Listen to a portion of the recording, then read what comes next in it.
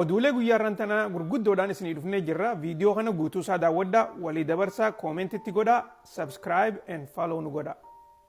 Oduulee irraan tanaa keessatti Donald Trump an akka malee gammachuu qabaa ja'a. Maaltu isa gammachiises isiniif hin himu ta'a. Itti dhiyaadhaa. Dubagaa eega pirezidaantii ta'e booda Donald Trump yeroo ammaan tanaa hanga mootummaa isaa ijaarrachaa jiru kanatti warreen gartee amata 4 dura isaaf diina turee fi warreen biyya tana keessatti kaampaanii gurguddaa qaban sababa teeriifii President Trump China irraniin kaayajuu saniif jecha Jeff Bezosdha kun egaa waan Amazon qabu jecha Amazon kanarratti e-commerceedha, kaampaanii e-commerceeti. Meeshaalee hedduutu China irraa dhufee achirra gurgurama. Saniifuu akka gartee xiqqoo isaafis keessa laalu dhaqee wajji haasawee jira.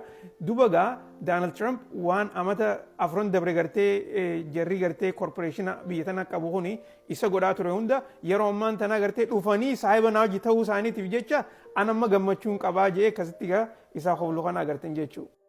Akkasumatti maasis gaggeessaan TikTok takkaugaa CEO'n TikTok namticha gartee asirra gartan kana Donald Trump wajjin walgahii godhuusaa ibsee jira. Inninis rakkina gartee TikTok Ameerikaa keessatti ni dhaabbataa jedhanii haasawaa jiraniif Donald Trump bira dhaqee akkaataa gartee mala dhawanii TikTok Ameerikaa keessatti hin dhaabbanne irratti haasawa godhanii jiran. Haasawa kanarratti gartee akkuma nama dura isin hime Donald Trump TikTok akka dhaabbatu hin fedhu.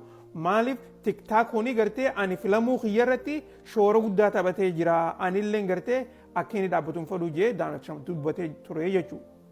Oduma TikTok tana wajjin wal qabattee senatoroonni Ameerikaadhaa pirezidaantii Ameerikaadhaa Joe Bideniin TikTok kuni akka hin cufamne tan gartee koortiin heera dabarsite san irratti guyyaa 90 akka inni itti hidha'u gaafatanii jiran.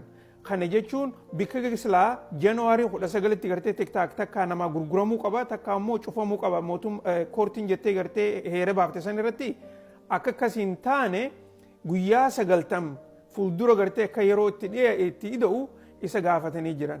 Meegaa waan Joe Biden kanarratti murteessu isiniif qabannee dhiyaanne jechuudha. Raafni biyya Ameerikaadhaa amata 4 dabre kana keessarraa amata baranaa kanatti tokkoffaa ta'uusaa mirkaneessanii jiran. Akkuma beektanitti eega Joe Biden aangoo fudhatee nama hedduu raafaa hin turre amata 3 dabre san. Garuu amata baranaa kana akka malee nama hedduu raafaa jiranii inumaatu gartee reekardii cabsanii jiranii jaaniiti ibsa baasanii jiran. Kun egaa waanuma ajaa'ibaati. Oduun tuni Itoophiyaadhaa fi Keeniyaa nama geessiti. Itoophiyaa fi Keeniyaan saayibummaa ollaa qofa odoo hin taane haayiweey gartee karaa guddaa kan kurreentiidhaan isaan lameen wal qunnamsiisu san tolchachuudhaaf toora doolaara biiliyoona 1 olii itti baasanii fixaa jiranii jedhaniiti oduun baatee jirti. Wanni kunis biyyoota isaanii kurreentii gartee oomishuu fi akkasumas dheeroominni gartee karaan haayiweey kana ilaa hanga gartee maayila 650 kan deemu jechuudha. Kun egaa misoomaa fi akkasumas magaalota gartee takkaa'u karaa tiraanspoorteeshinaatii fi waan adda addaatiin daldalallee qacolatti wali qunnamsiisaa jedhanii irraa haasawaa jiran. Biyyootan Afrikaa keessaa Itoophiyaadhaa fi Keeniyaan waan kana hojjechuu isaaniitiif kuni biyya duraa ta'an. Oduu gara Siiriyaatirraa akkuma nama dura isin hime namtichi gaa HTS gaggeessu takkaa'u Ahmad Al-Shaaraa kan jedhaniin san yeroo dabarte gartee mootummaan Ameerikaadhaa akka teeroristi isa laalti san qofa odoo hin taane yoo gartee qabdanii fiddan doolaara miiliyoona 10 isinii kannaa jetteeti ibsallee baaftee turte. Garuu guyyaarraan tanaa dippiloomaatonni Ameerikaadhaa Siiriyaa dhaqanii isaa wajjin haasoo godhanii inninis akka gartee inni teeroristiin taane takkaa'u immoo warra jihaadaa san akka hin taane mootummaa Ameerikaatti ibsatee mootummaan Ameerikaadhaa doolaara miiliyoona 10 gartee akkasii warri si qabee nuu fidu jennee dubbanne sanirraa sirraa fuunee jirraa jedhanii isatti himanii jiranii inni gartee amma booda most wanted kan Ameerikaan jetteen sanirra hin taa'uu jechuu akka gartee biyya ijaaruuf ammaan tana mootummoota gartee biyya westii kana wajjin waliigaltee adda addaa uumaa jira. Kunis gaa waan gaariidha jenna. Xumura irratti Israa'el ammaan tana ijjitiyya karaa Iiraanii jechaa jirti.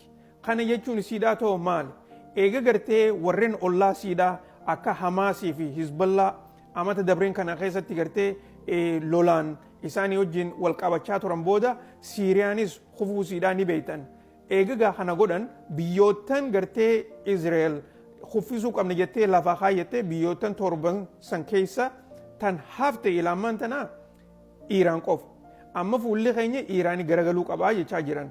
Kana godhuudhaafis miidiyaalee gartee adda addaa miidiyaalee warra dhiyaa kana keessatti dibbee lolaa akka malee tumaa jiran. Kun egaa akkuma ammaan tana dura quba qabdanitti Iiraan wanni isin jette yoo Izraa'el gartee nu wajjin kaloola irratti as baatu taate nuti boollan Gaazaa kan naannoo keenya jiru hunda Qataarii fi Saudi Arabiyaa fi hunduma isaaniitu dhodhoosneeti waliin geenyaa akka nam tokkollee nu Gaazatti hin fayyadamne goonaa jettee dubbattee jirti. Dubagaa waan ta'uu teessu walumaan arku teenya oduun teenya tana fakkaatti akkuma nama duratti isin hime faaloo nu godha subscribe godhaa gaa walitti deebina nagaan jiraadhaa.